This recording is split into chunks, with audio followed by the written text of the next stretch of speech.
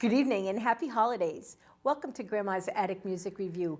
It's wonderful to be with you tonight. I'm so glad that you have decided to spend some time with us this evening. I have in the studio tonight an interesting musician. I had a last-minute cancellation and had to find a musician very quickly, and that doesn't always happen, which is a good thing. And Josie Davis, our fine friend, recommended this gentleman. He's got a story to tell, that's for sure, and he does all his own originals, which is exactly what Grandma's Attic is all about for you guys. So I hope you'll help me welcome into your home Mr. Tony Irving. Do I get to applaud too? Absolutely. Welcome to the house. Well, thanks so much for having me here.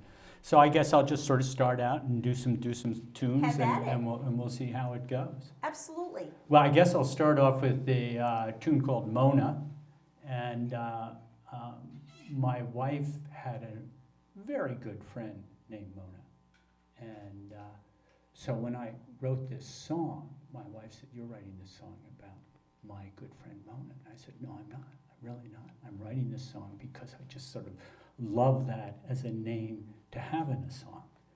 I don't think she ever believed me, but it really was true. So anyway, this is Mona. Oh,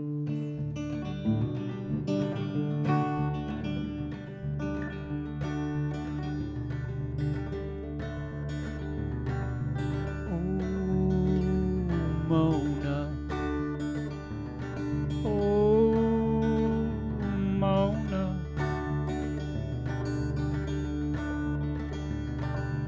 Oh, Mona, I want to bring you home, well, make you all my own. You know, when I asked before, well, can I have some more? Well, I've fallen through your door. You did tell me I didn't listen, I could not hear through your smile. And I know I didn't know which way to go. I know I couldn't say,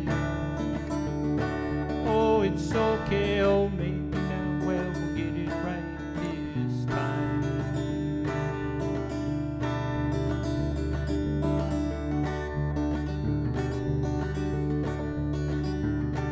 Today is your parade. Well, I'll stand along the side, yeah, whooping at the sky. There's just so much to see, well, watching you go free while I sip my cup of tea. 'Cause there's no reason stop believing. I'll sit and growl at the moon. And I know I didn't know which way to go. Well, I couldn't say, well, it's okay, oh, maybe now, well, we'll get it right this time.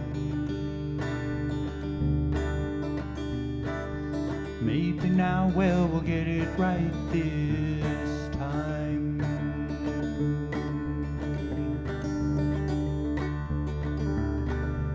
Oh, Mona. Oh, Mona.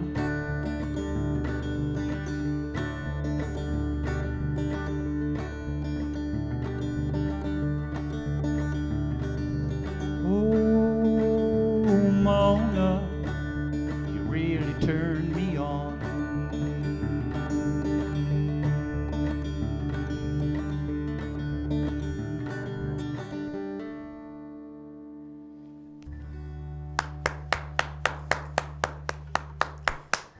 Nice.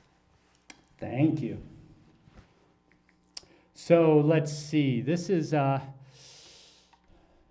One of my favorite songs of my lifetime growing up was a song called Wichita Lineman, which many of you, certainly of my generation, know about. It inspired me to write another song, which obviously wasn't as good as Wichita Lineman, but it's one that sort of tries and catches that sentiment of people and being apart and how they try and get together and stay together in many different ways.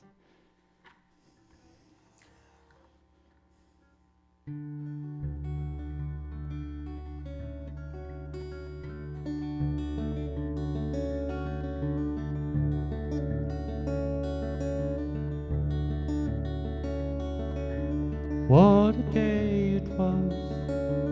No one knew but me. This time was just a game we couldn't lose.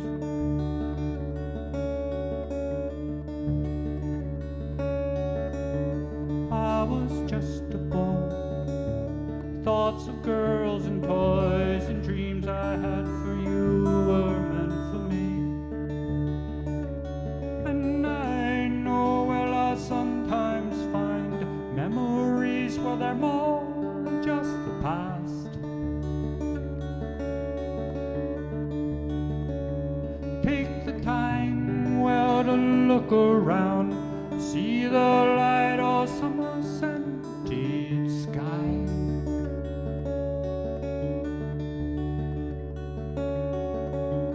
When you saw my eyes, did you know they'd hide? Well, I was lost and looking to be found.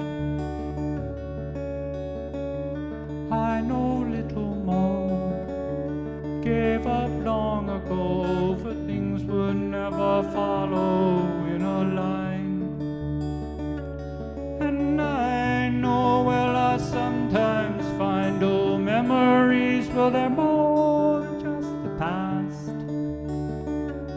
Take the time, well, to look around, oh, see the light, well, summer scented sky.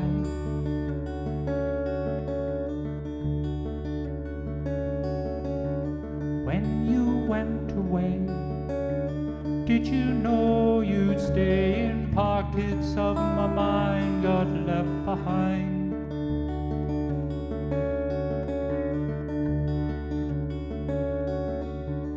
I can hear your breath, the way the darkness slept like breezes in the stillness of the dawn. And I know, well, I sometimes find old memories of them more than just the past. Take the time, well, to look around, well, see the light of summer scented sky.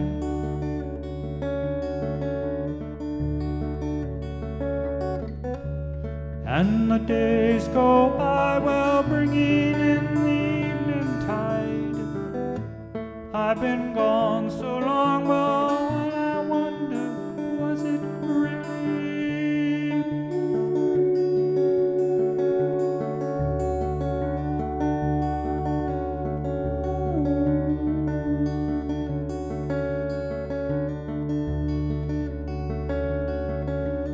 What a day it was. What a day it was.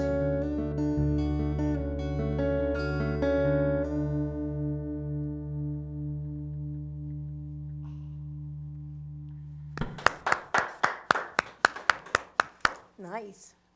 Thank you. Let's see, what do we got? Oh, this is a great song, if I don't say so myself. I was just going to say, if you don't say so yourself. It's a wonderful thing. One of the many things I did in my life, and maybe I should tune this up first before.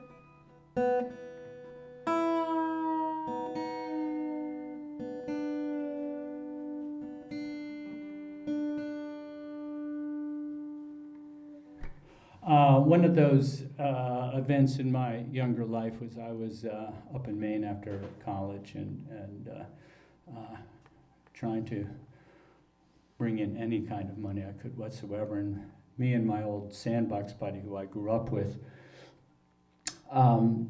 started up the scallop fishing business. And we got this old boat and we made a dragger, which is what you use to get scallops. And this thing leaked all the time. Every morning we had to come out, break the ice, and bail it out.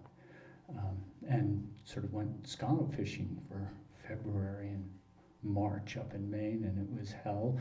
And we didn't do very well at it and folded the business that spring. But being out on the water in Maine in the winter, it's a surreal experience. There's sort of so much going on in the sort of the quietness of the whole place. It's just an amazing experience to have. Anyway, so this song is called Halibut Haynes.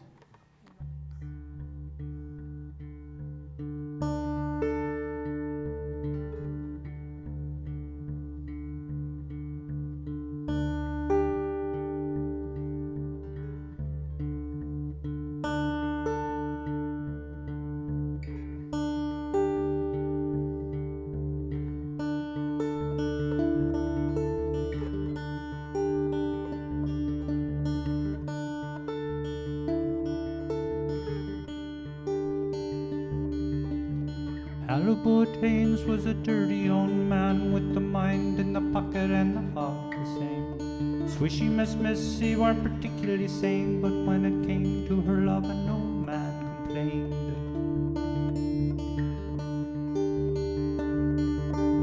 It weren't a big secret from the very start, but she's a big old lady with a bigger heart. It's been heard that Halibut came, found in her a woman he could never contain.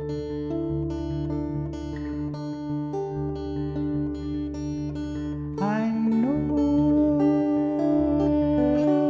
what it is, oh, I want to say, but with night time,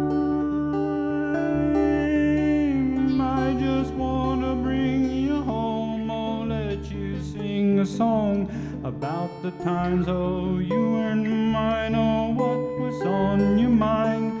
Things go by so fast, I sometimes find I forget to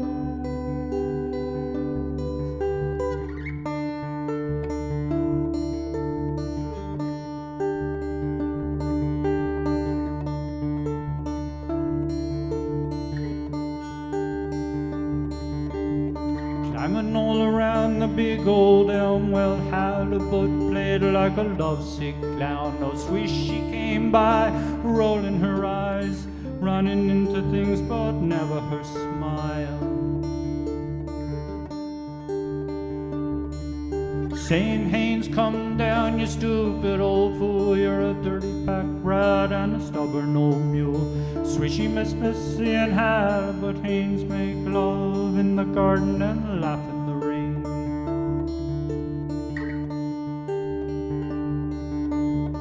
I know what it is, well, I want to say, but with night time, I just want to bring you home, oh, let you sing a song about the times, oh, you weren't mine, oh, what was on your mind. Things go by so fast, I sometimes find I forget to ask, to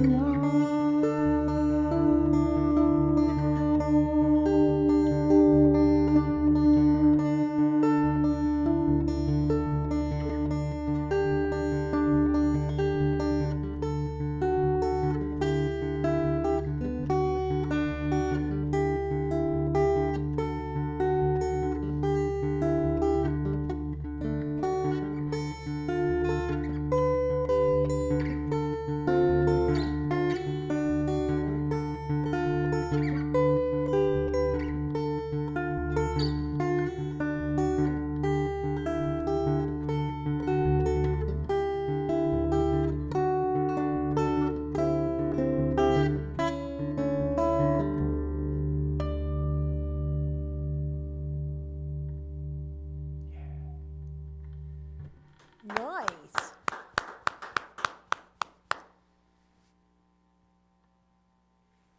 Oh, okay.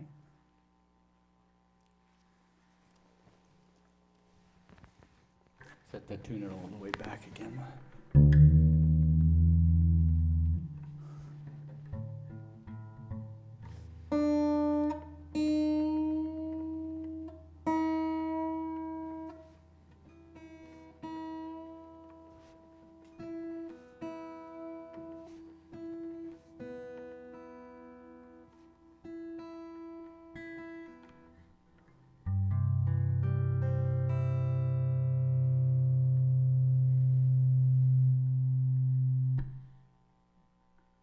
Little feedback there for your enjoyment. I didn't do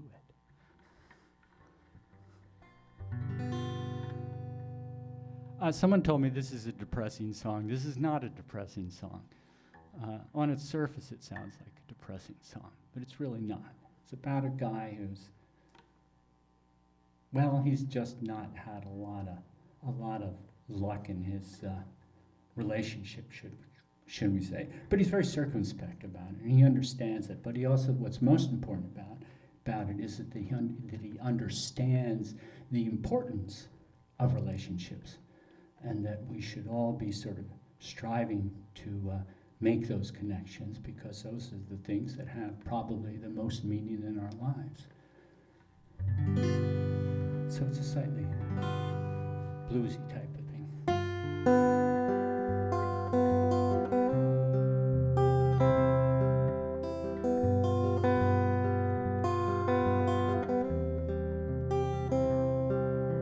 Oh, I don't know why. Well, I did those things I do, and I don't know how. I left it up to you. Falling slow, well, it's so easy. Well, making time, feeling lazy. Oh no, I don't know why. The way I do, and I don't know how to make it up to you. Hanging about with the loud boys, yeah, well, I'm wishing for you like a lost joy. Well, I'm hanging around on the highway. Well, I'm looking for home.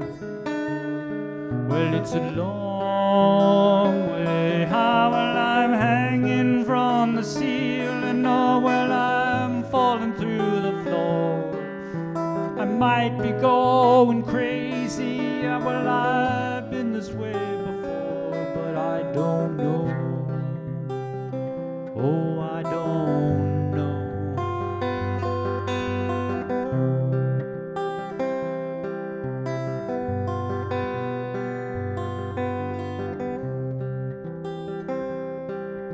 Oh, I don't know why, but I fell all over you, and I don't know how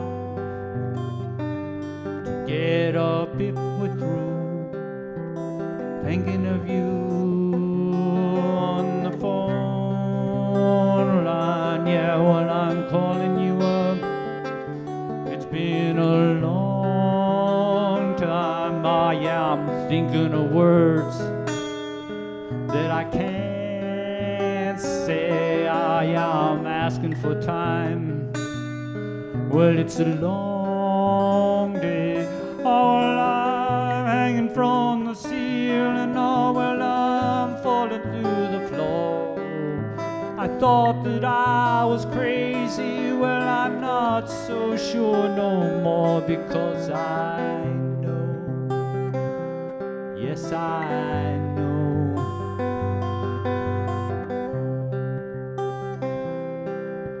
Oh, I don't know why. Well, I'm so in love with you. No, I don't know why.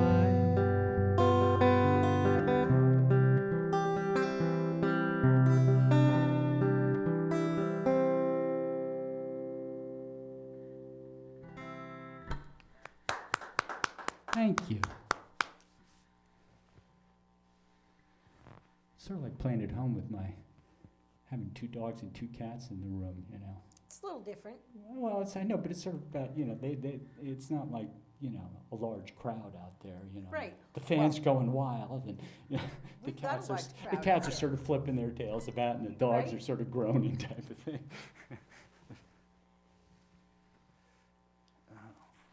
How much time do I have? I don't know, about 10 more minutes?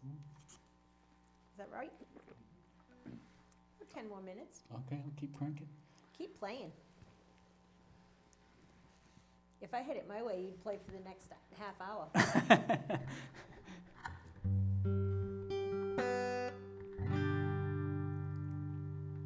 This is one of those autobiographical songs. Part of my life was spent in New York City, and I was in publishing there for about 12 years. And at about the 11th year, I was having these thoughts in terms of, where do I want to take this? Where is this going to go? Do I want to be a publisher? Is that what I'm striving to do? And I said, nah, I didn't really want to do that. I'd really rather be up in the country, because we bought that house up in Lyme, Connecticut as a weekend place.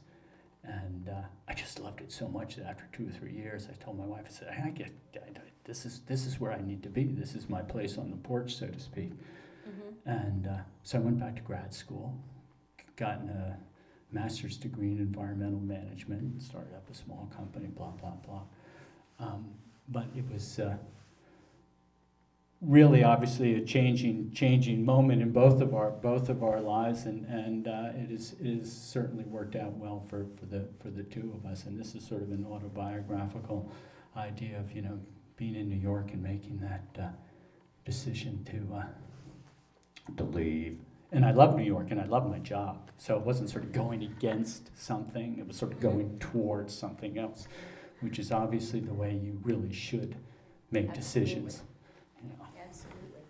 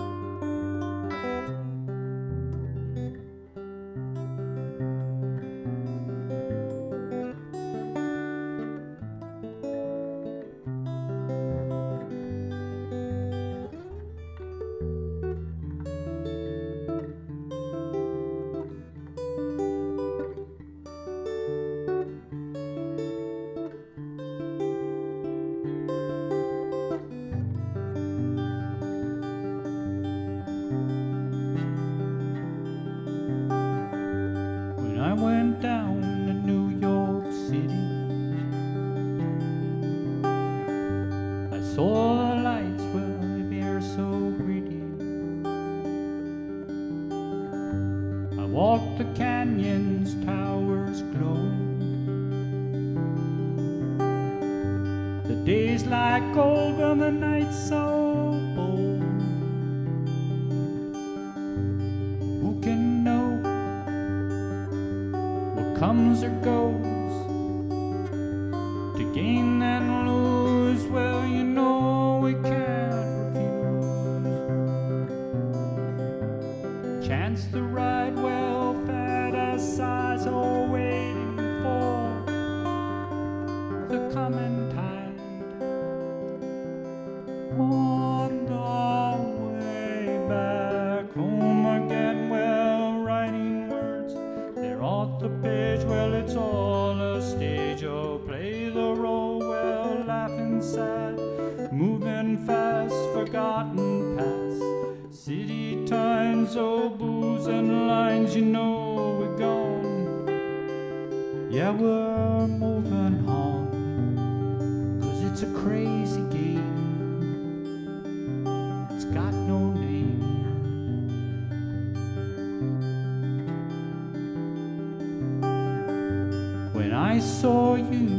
look so pretty.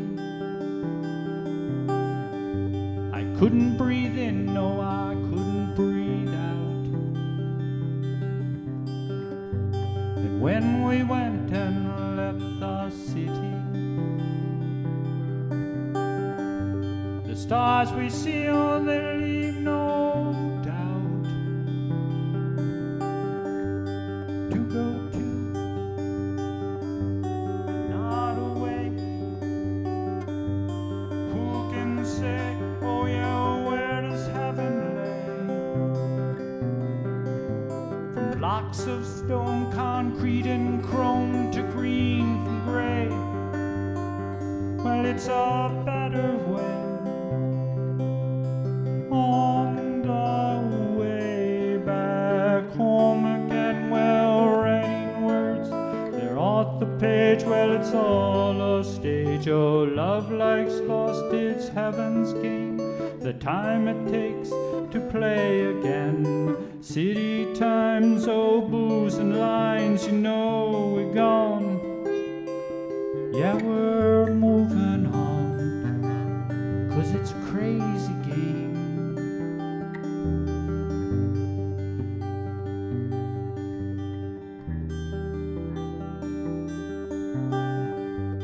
When I went down to New York City, I saw you there, well, you look so pretty.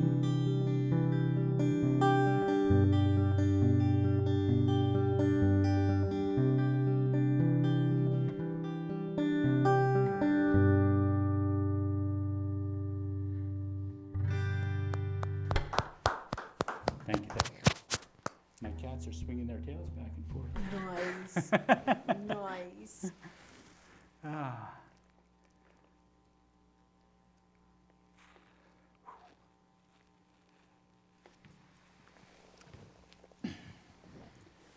All right, this might not work because usually it's played with a band. I'm sure it will be fine.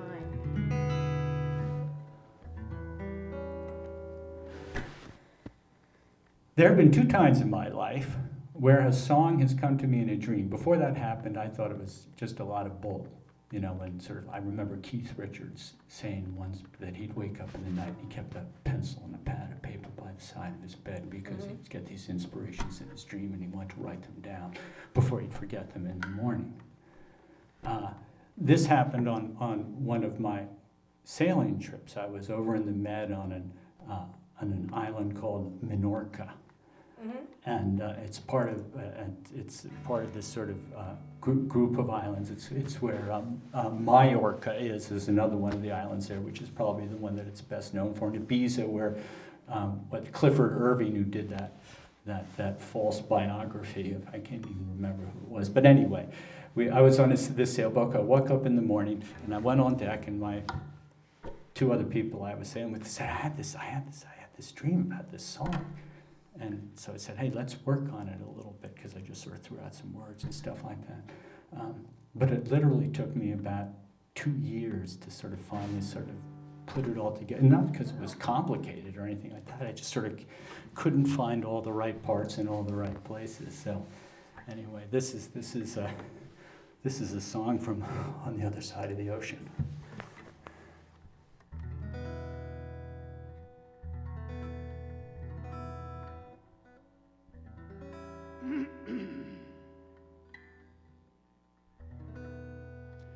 And everybody's going somewhere. They're looking for a second chance.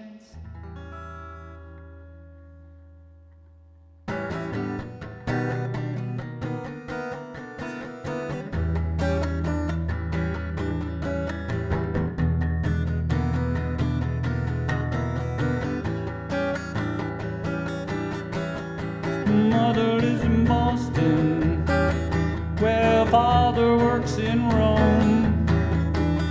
She wants to see the children, but you know she's never home. She wants to be their mother, but you know they're almost grown. She's flying high, oh high on the jet. She's flying high.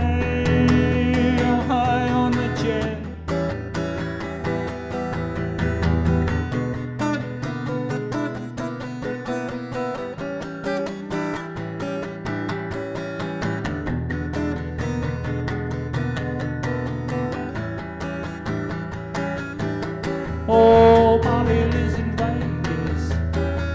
He's got a lovely home.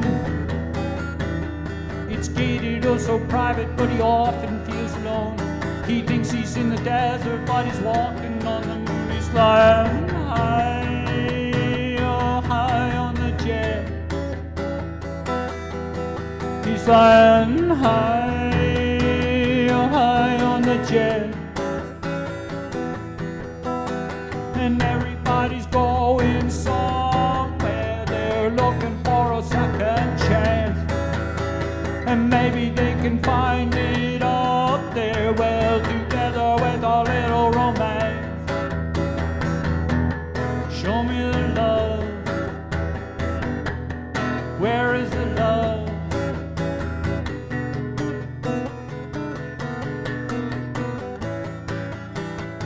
Oh, show me the love.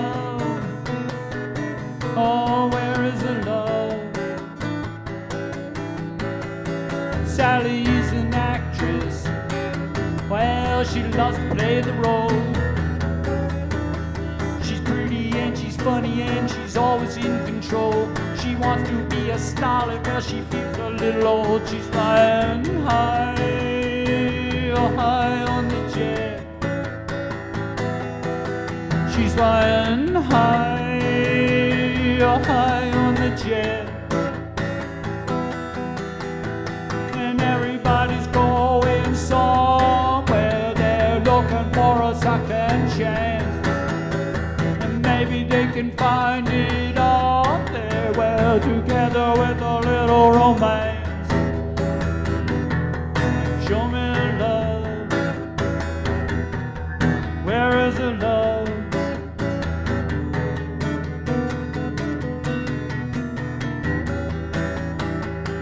Oh, show me the love. Where is the love?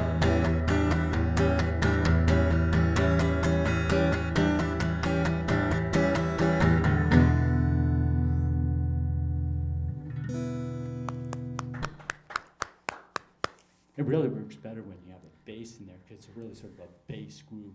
Nice. And then it's supposed to dum dum dum dum. Can't wait to hear your band. Well, I don't have a band. I played it with Chris Lee and a couple other guys, someone on drums, a guy named Al who did the lead guitar on it, and we just did it one afternoon. I'll send it to you. I've got it. Nice. Yeah. Am I done? Why don't you do one more song and then come sit with me? One more song. All How's right. that sound? That sounds good for me.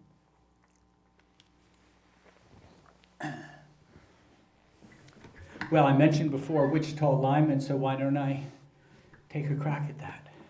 It's up to you.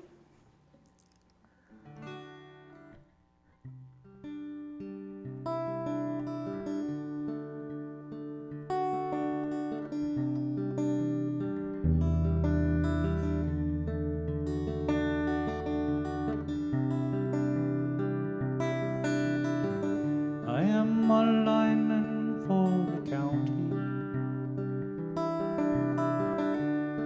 Well, I drive the main road, searching in the sun well for another overload.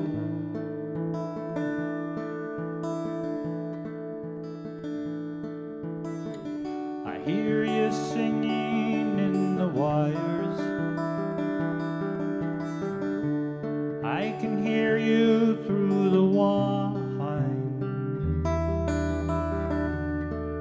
but the Wichita lineman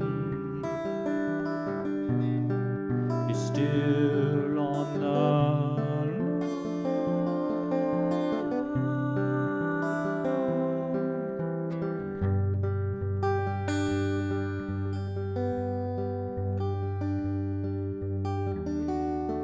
Well, I need a small vacation, but it don't feel like rain. And if it snows, that stretch down south will never stand the strain.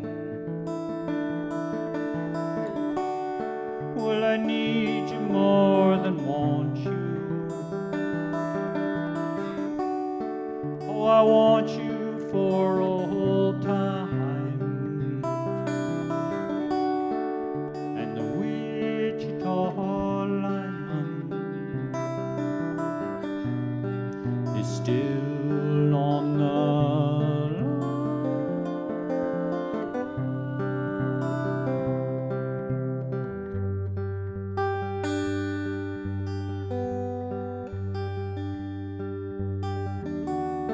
Oh, I need you more than want you. I want you for all time. And the Wichita lineman is still on the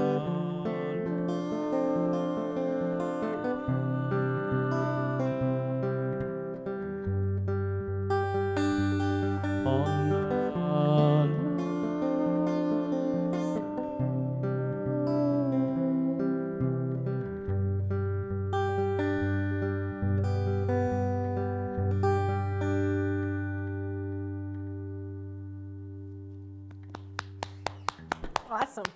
Come on over and join us. Okie doke. So while Tony's getting situated over here, I just wanted to say to you all, remember we are in the holiday season, and there are people out there that don't have the ability to celebrate the holidays the same way that we do.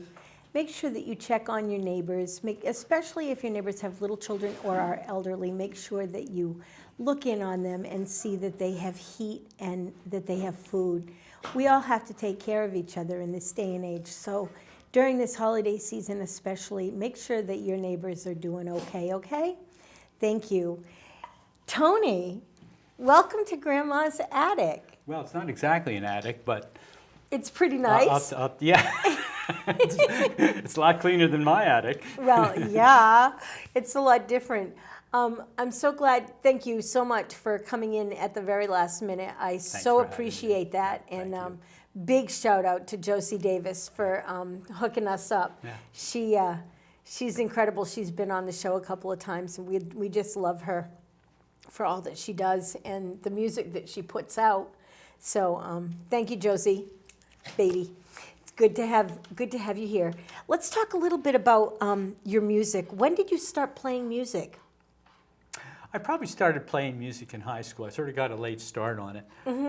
One reason was because I didn't really have the money to buy a guitar or anything like that, and I didn't really have the interest until I started hanging out in high school with some other guys, and they started playing, and so that's what I started to do. Did it through college and sort of on and off. I never sort of tried to do it professionally, except after college. I spent about six months in Boston, playing in bars and other type places, such and such. And then just sort of went on my way in terms of doing other things in life, always taking my guitar with me and always sort of having it, but it was sort of the constant, should we say, throughout life, but it wasn't sort of the overpowering, driving force. There were other things going on, like scallop fishing, or doing transatlantic sailing, or delivering sailboats, and doing a lot of hitchhiking around Europe, and also, as I said before, working in the city, and so there were a lot of things going on, a lot of high interest things. It wasn't like I was bored, so I took up music because I was bored. It was just because there was all these other things going on. So my music was always sort of took a secondary place until, I guess, about 10 years ago, when I decided that this is something I'd like to sort of put together, because I've been writing songs over this these last 30 or 40 years or whatever it was, and said it'd really be nice to get some of that stuff down just for my own benefit, or my own ego, or whatever you want to call it. And so I did that, and put out, did a sort of self-made CD, and but at least there it was on record. So if I lost my voice or whatever, I'd at least have that as a memory, because when you're a painter, you have paintings to show for it. Or if you're another kind of artist, you usually have a product to show for it. But if you're a singer and you lose your voice, and let's say you songs. lose a couple of fingers or something like that, there's nothing there. It's all a memory, and it's all in the past. So I wanted to preserve that, and that's how I got hooked up with Chris Lee, And the string theory school. At the string theory school. Of music. And I said to Chris, when I went into him, said, you know, my wife pushed me. She's always the one. That's a wonderful thing. Exactly. She's always the one who said, you can do that. Behind every good man. Exactly. You know, she said, you can do that. And I went, oh. And so she pushed me out there. And I think she was the one who found string theory originally. And so I went over and met with Chris, and I said, you know, I've got another bunch of songs here that I'd like to put together, but this time I'd like to do it sort of, you know, a little more backup or something, because the first CD was just sort of like we were just doing today, just me sort of playing. And so Chris said, sure. He thought it was a great idea too, because it would be sort of, you know, something else that the school could offer, you know, their prospective students, you know. Do a CD, whether it's just one song or two songs, or in my case, 10 songs.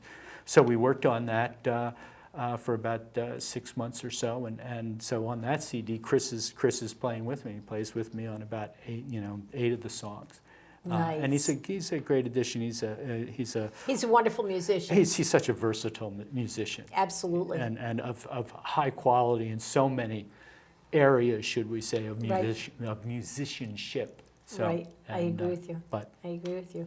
Yeah. So you got this CD out. Is there a chance that people can actually get a hold of it? Not really. I mean, you made it just for you. Well, I made it for me. I mean, I sort of given out. You know, I give out copies and stuff. But you know, it's not. I don't play out much. In other words, I don't do gigs that much and stuff. So I can't sort of, you know, shill it as, you know, putting it on the table as I'm playing along. So Josie found you through string theory school, and thought that you were up to the caliber of musician that we like to have on our show, and I have to agree with her. I have to agree with her. Well, I'm very. You're a very fine singer-songwriter, and we love having your stuff here on our show. What inspires you to write a song? How's that for a segue? Well, songs are an emotional expression. I agree. Of who we are. And really sort of how do we wish to explore that, much less express it. Both in terms of what other mediums outside of just sort of talking do we like. I mean, do we like to write? Do we like to paint? Do we like to sing or whatever? In my case, I found the sort of the three-dimensionality of singing and playing a guitar very sort of rewarding. It's sort of like you're doing it with somebody else, and maybe a guitar, but there's sort of two things involved in this process of this composition. Exactly. You know, I'm not just sort of singing a cappella, should we say. And so I think that's why I gravitated to music as an expression. My mother was a first-class artist, and I inherited none of her gene in terms of my ability to draw. She was also a sculptress as well. But I love the fact that she was doing this, and that she had these sort of products that she obviously instilled with her feelings, you know, etc. And whether it was a commission or whether she was doing it for herself. Yep. And I thought that was really cool. Wouldn't it be nice to be able to do something like that? And music turned out to be the thing that. I think the artistry comes in many, many forms, and just because our parents may not be musicians doesn't mean that they're not artists in their own right, and that artistry does come through the genes. Yeah. It really does, and your songwriting is pretty amazing. You seem to have the song Wichita Lineman deeply instilled in you. You wrote a song like it, and then you sang it on my show. It's the only cover that you did. Right. What makes that song so important to you? Well, if you just listen to it, I mean, it has such vastness to it. It's sort of like, here's this guy, and he's out in the middle of nowhere. Talk about sort of big sky, big blue sky, or, you know, and he's just sort of up there all by himself, and he's just sort of doing this job. But yet he has this connection to somebody else. The connection may not be direct, it's over the line, so to speak, or Right. it's, hopefully he'll be able to get home or whatever. There was just sort of a very sort of ethereal nature about it that just sort of, that loneliness that you hear. You can just sort of hear the wind blowing and no other sound as he's sort of, up on a pole or something like that. And it just really sort of plucked at my sort of emotional heartstrings in that respect. Maybe it had to do with something with your solo sailing. Did you It take does. a solo sailing trip? No, I did not take a solo sailing trip. I've done some sailing trips where there's only been, one or two other guides. I mean, like going across the Atlantic or something like that. It's you're right. It's very much that feeling. When I was the first time we went across with once again my sandbox buddy, the same guy I did the scallop Yep. fishing with, same guy. He seems to be one of your buddies. He's the A sort constant. of the constant in my life. We sort of go in and out, but we both love sailing. Yeah. We share a lot of things in common. I could get into a sailing rap, but I won't get into that. But when we were about 100 miles off the coast of Portugal, we were coming from, we were going towards Portugal at that point. We got into a storm. We thought, we're going to be there in 18 hours. 100 miles to go, we'll be there in 18 hours. We got into a storm, and the storm lasted for 3 days. And, Oh, my. And we had to we took all our sails down, and we were just sort of bobbing up and down in the ocean. And the waves got sort of higher and higher as the storm went longer and longer. And That's a little scary, isn't it? Yes, in some respects it is. It's more sort of nerve-wracking. I mean, I'd never felt as though we were going to die, so to speak. Oh, okay. But I mean, that's because nothing terrible had gone wrong. Obviously, the closer you get to the edge, the more chance there is for something to go wrong. But nothing did go wrong, so we didn't have to go, oh my God. But that going up on deck, because you had to keep constant watch because you were close to the shipping lanes and stuff like that. So if I was going up on, let's say, 3 o'clock in the morning, going up on deck, you have your harness on, you're hooked in. Yep. The other two guys are down below, they're asleep or trying to sleep, and the wind is just howling. And the waves are like at this point about 20 feet tall. And you get the tops start breaking off. It's sort of this white water. It's like a snow avalanche. It's sort of at the top, they break off and they come sort of roaring down the face of the wave. And so you have the noise of the wind and you have the noise of the waves, and also because it's pitch black out there, but you have the sort of the fluorescence of the wave tops coming down because they're also all sort of bubbling and stuff like that. And talk about feeling alone and right on the sort of edge of things. It's that sort of in a sort of a semi-control, but you're never quite sure. And we were also really sick and tired. We were cold, we were wet, we were tired. Yeah, absolutely. We just sort of wanted this to stop and whatever. So getting back to the Wichita alignment, it's that same kind of a feeling of just sort of being out there in the sort of in the vastness of things. Without, in his case, without having to worry about whether he's going to die or not. Right. But that sort of feeling of aloneness and the feeling of being in a big space, it really gets you very close to sort of your environment. Without that Nice. sort of padding that we have in our sort of modern society between us and, Is that kind of excitement something that you strive to do again? It's one of the reasons I got out of publishing and went into environmental work, was because I very much like being close to nature, very much like having that relationship with it, trying to understand it as much as one can, because it's obviously where we came from and where we're Absolutely. going to, and it's my church. I like that.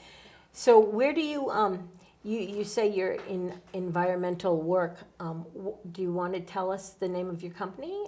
Tell us the name of what you do? Well, the company's Besides music? Besides music, yeah. The company's ECOS, it stands for Ecological and Environmental Consulting Services. Nice. We do a lot of natural resource land use planning For example, let's say there is somebody's coming forward with a plan. It could be a housing development. It could be a park, or it could just be a landowner who's thinking about, what do I do with my land? And we go in and we profile it. We look at all the natural resources. We look at the geology, the hydrology, the soils, the wetlands, the wildlife, and basically put together this profile of the property. And some of our properties are up to a couple thousand, 3,000 acres. Nice. And then what you do is you take that and you take the use that's being proposed for it, and you lay that on top. And that way you get to see what things fit where. Now, you really shouldn't do this over here because of X, Y, and Z. This is very sensitive, that kind of thing. It's really best if you put it over here. So it's like really sort of planning what it is you're trying to do around your environment so that you minimize your impacts to the environment through doing that. So, and I'm also with the Land Trust and what is known as the 8 Mile River Wild and Scenic, which is a federal designation. That's once again, both of those activities, they're my sort of pro bono activities, but they're all about sort of protecting the environment. Where does sailing come into all of that? Well, exactly. You fit these things in, you know. So you're, multifaceted at best, but the songwriting comes in between all that. And do you use your experiences with this and your experiences with sailing to write music? Yeah, there's some. I mean, for example, the song I did that I said was slightly autobiographical. Absolutely. I have some sailing songs. I mean, that sort of came out of my experiences sailing.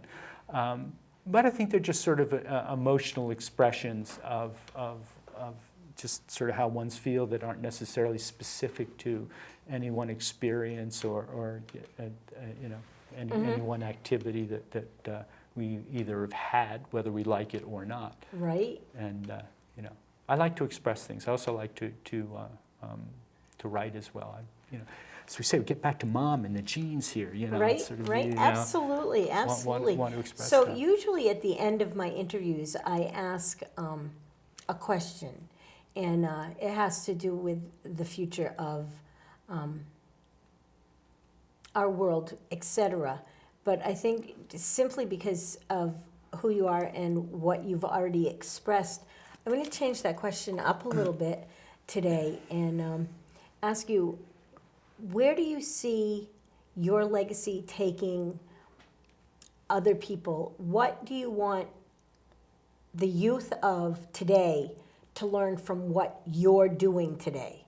What do you want the young people of today to learn from you to go forward as a legacy? I want young people to get outside.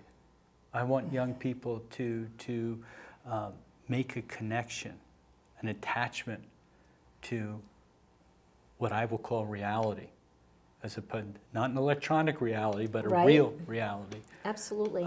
Get unplugged. Get unplugged. Get out there. It has a lot of complication to it. It has a lot of nuance to it, and obviously has a lot of beauty to it. Absolutely. It has a lot of spiritual well-being involved with it. As I said before, it's my church. It's my church. I get that. And I think that if people could get out more and make those connections, they'd have a better understanding of themselves in terms of where we come from and where we're going, or what we are part of, because we are sort of part of this larger whole. I mean, we're just another one of the animals that happen to be inhabiting the earth. So let's connect and find out. Well, we're, as happens every show, we're running out of time. Do you have a song you can go and take us out with? Sure. Absolutely. Thank you so much, Tony. You're my pleasure. A multifaceted gem, and it's a pleasure to have you. So as Tony's going and getting back plugged up, let me just remind you all that there's all kinds of places, small mom and pop shops, galleries, downtown New London. Go and get your gifts from your mom and pop shops. Keep your money in your community. It's so important to support your local community. You know I love you. Talk to you next week. Have a great week until then, and happy holidays. Bye-bye. I guess what I'll end with is a song I call Dancing on the Moon. And it really came out of a number of years ago. I came across this cartoon. I don't know why I came across this cartoon, but it was on TV. And it was like from one of those original hand-drawn cartoons from the 1930s. And it lasted about 10 minutes. And it was about these cats. And they come out of their house, they get in a rocket ship and they go to the moon, and they have a really great time up there, and this is called Dancing on the Moon.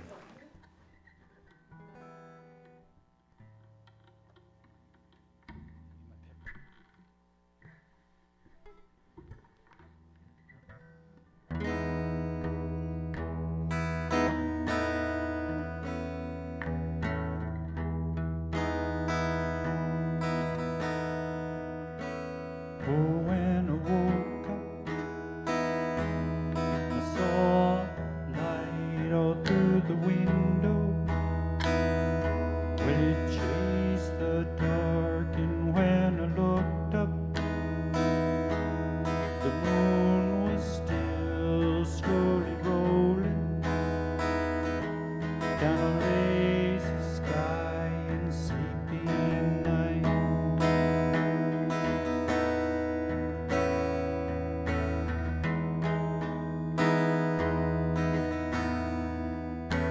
Put on your get up, we're going out. Well, I hear the music, well, it's a